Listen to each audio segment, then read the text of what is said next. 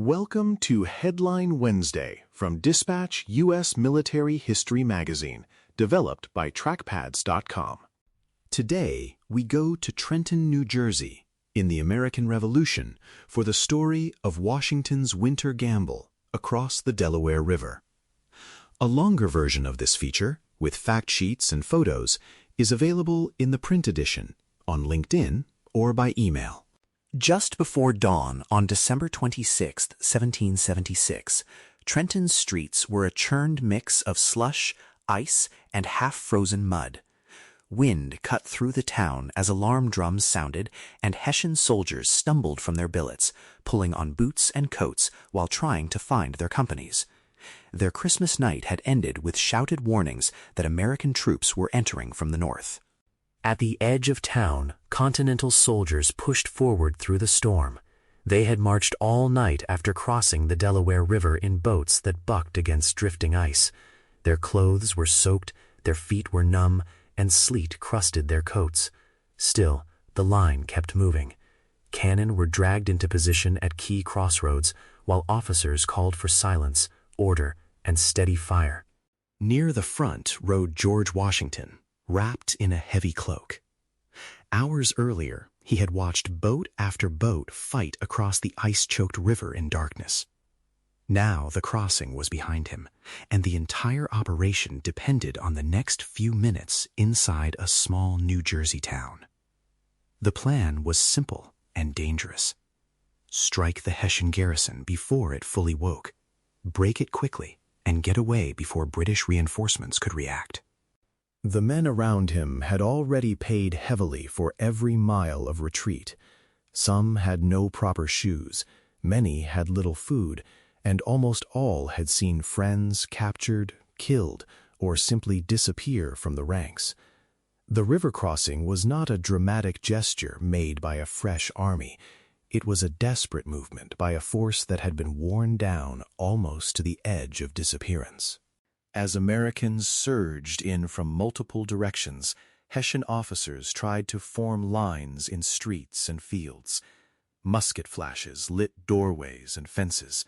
American guns, posted along King and Queen streets, swept the avenues with grapeshot. Civilians huddled behind shutters or watched from upper windows as Trenton became, for a few hours, one of the most important battlefields in the world.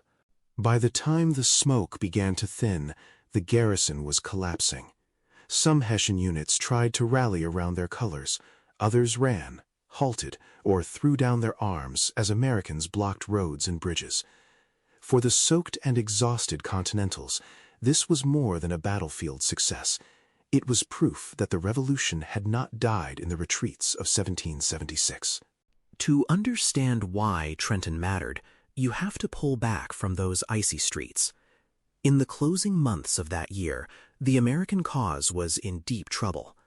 Washington's army had been beaten out of New York, driven across New Jersey, and chased to the west bank of the Delaware. Forts had fallen, supplies were scarce, militia had gone home, and confidence in the rebellion was fading fast. The army gathered on the Pennsylvania side of the river was a shadow of the force that had once defended New York. Many enlistments were due to expire at the end of December. If those men left, Washington might have almost no army left in the field. Across the river, British commanders had scattered posts through New Jersey, and Trenton, held by Hessian troops under Colonel Johann Rall, looked both dangerous and exposed. The stakes reached far beyond one town. If the British and Hessians held New Jersey comfortably through the winter, Loyalist confidence would rise and Patriot support would shrink.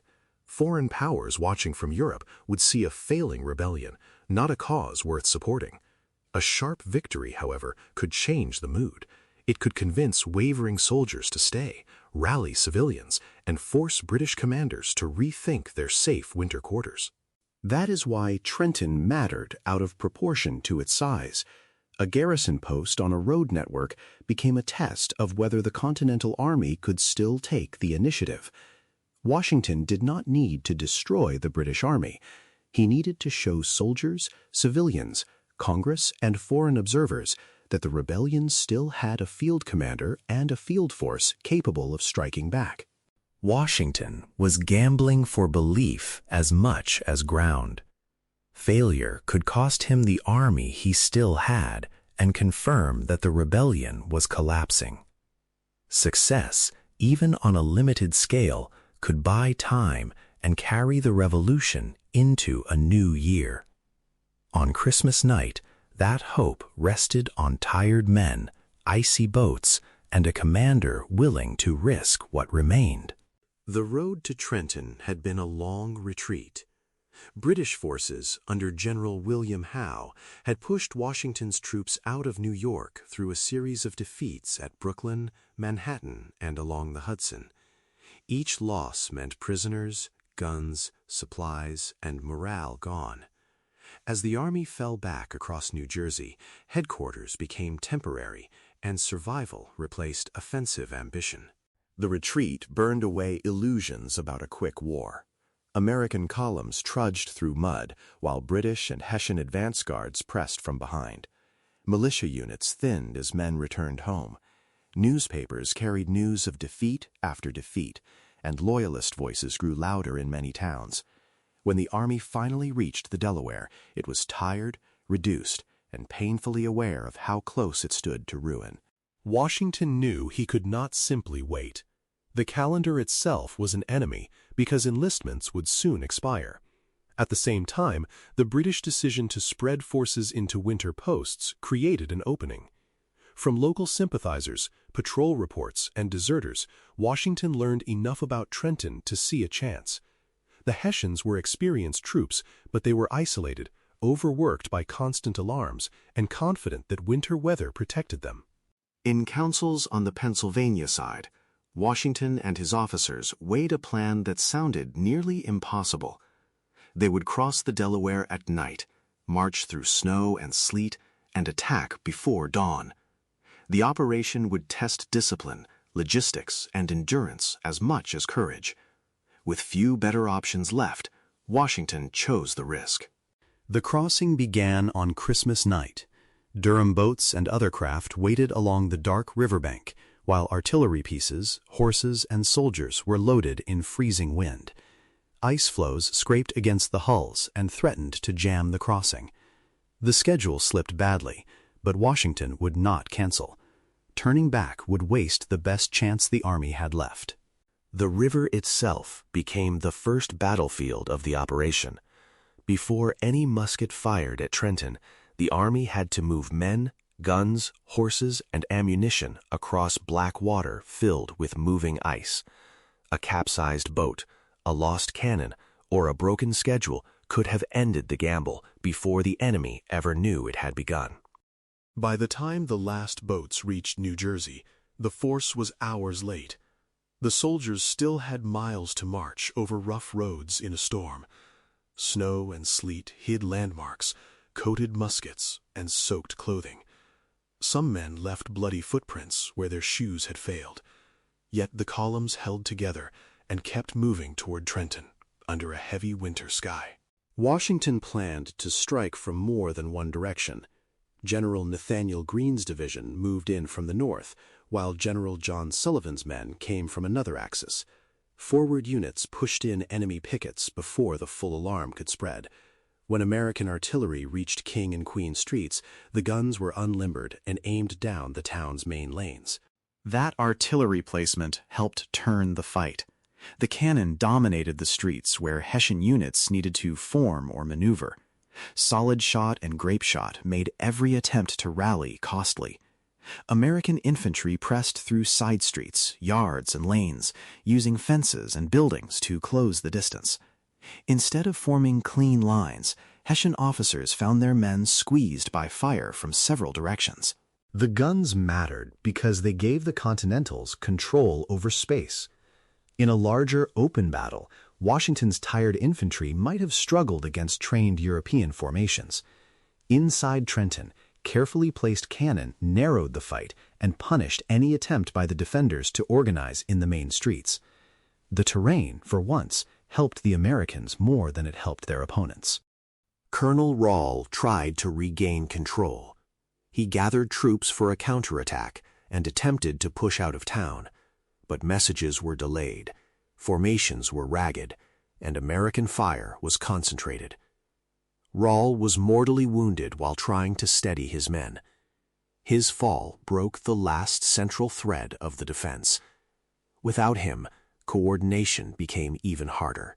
As some Hessian companies tried to escape toward the countryside, they found key roads and bridges blocked. American detachments had moved quickly to cut off those routes. Under fire, uncertain of the enemy's positions, and unable to form effectively, many Hessians stopped and surrendered. In a few hours, the garrison that had looked like a solid link in the British chain across New Jersey was broken. When the fighting ended, hundreds of Hessian soldiers were prisoners, along with colors, cannon, and supplies. American losses were remarkably light for an attack against professional troops in a defended town. Washington did not stay long. He gathered prisoners and equipment and prepared to withdraw before British forces could strike back. The goal had been to shock the enemy and prove the army still lived, not to hold Trenton at any cost. The victory also produced tangible proof that could be shown and counted. Prisoners, colors, cannon, and stores were visible evidence, not rumors. In a war where confidence mattered almost as much as ammunition, that kind of proof helped turn a battlefield result into political and emotional momentum. The effect on morale was immediate.